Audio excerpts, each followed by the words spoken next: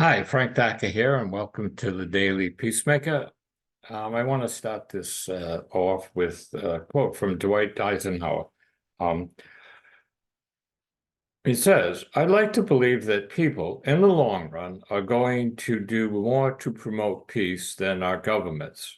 Indeed, I think that people want peace so much that one of these days governments better get out of the way and let them have it."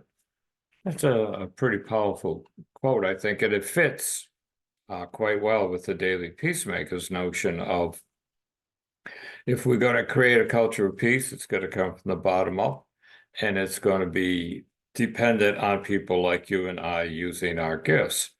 And the Daily Peacemaker is very much about helping and supporting, encouraging people to do that. So, given that, here we sit with the gift, the opportunity, the responsibility, the challenge to do just that, to use our gifts to create this culture of peace in which the inherent worth and dignity of every being is honored and respected.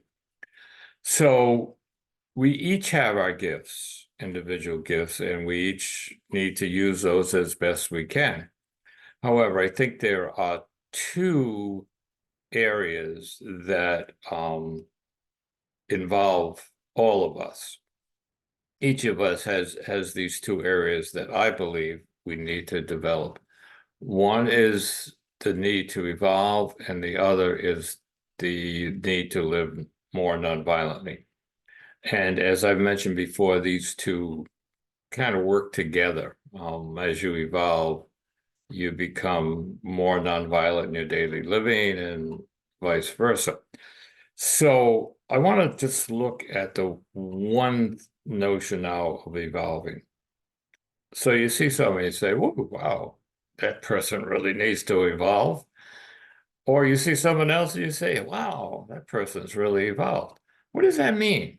That they're evolved or need to evolve? And that the word itself is a lot of different perspectives on it.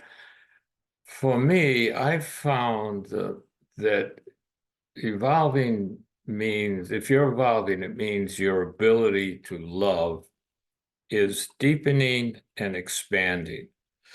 So as it deepens, you're better able to see the inherent worth and dignity of each person, all living beings, if you will.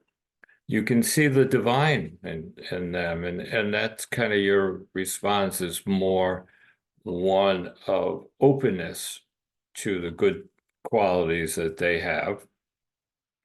And at the same time, as your love expands, you are more able to relate to people from different nations, different races, different ethnicities, different political parties, um, different value systems. So those two things, you become more inclusive of people.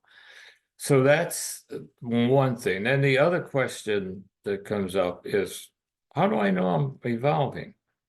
Well, one thing we just talked about is you can tap into the notion, am I more loving in general? So that's one thing. And then there's all these different charts that have levels of being and or levels of evolution, if you will. And we've used this one before, and it shows different levels, obviously. And I would also look at the Daily Evolver, where if you go to that website, thedailyevolver.com, he, the person that runs it has some really good stuff about the different levels of evolution. And so what you do is you look at these, they're a little vague in their descriptions, they're not fully fleshed out. The one at the Daily Evolve is a little more expansive. And so what happens when people look at this is they begin to see at the different levels, they have characteristics like, some people may be able to say, I'm like in the red level, say I'm courageous and determined. And they also are more ethnocentric, which is up here. And then they're even more into equality, which is up in the green level. And the reality is that we have all of these levels in us. The key is to find out where you are most grounded. Which one do you find yourself most fitting in? So that's one thing, and it takes some work to do that.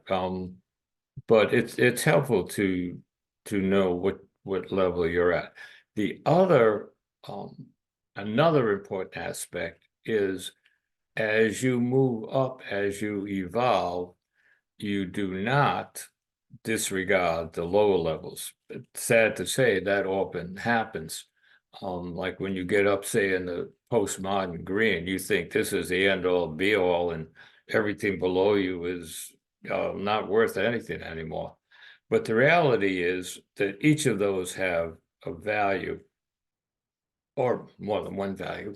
So as you to transcend, you also include. So to transcend and include, that's the model that you should keep in mind. So as you go up to higher or deeper levels of evolution, you also take the good things of the other levels that you've been through.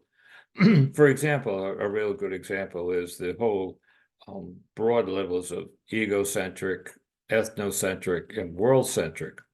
So as you go from, say, egocentric to world-centric, you don't forget about yourself. You don't cast yourself aside. Because there are times when you should be, for lack of better words, more loving of yourself is a good way to put that. So those are other notions about evolution, that it's the ability to your love deepens and expands. And I would also put in there that ability to love also is about yourself. Your ability to love yourself is included in that, and to rejoice in the gifts, and your gratitude also will expand and deepen as you begin to evolve. So I think that, or one other thing that I would add, at these levels, it shows you, if you look, there's a notion of when, so 250 years ago, they were down at the archaic level. So what this shows is that creation is evolving. 250,000 years ago, there wasn't such a thing as postmodern or green. And I'm not even talking about when you go from first tier to second tier, which is more with more non-dualism is not part of it, and it's much more inclusive. But the notion is, number one, to evolve, and also to be able to see where you are evolving.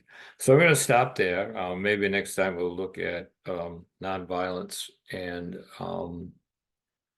how that fits with the evolving. So those two things that we can both do, we can all do.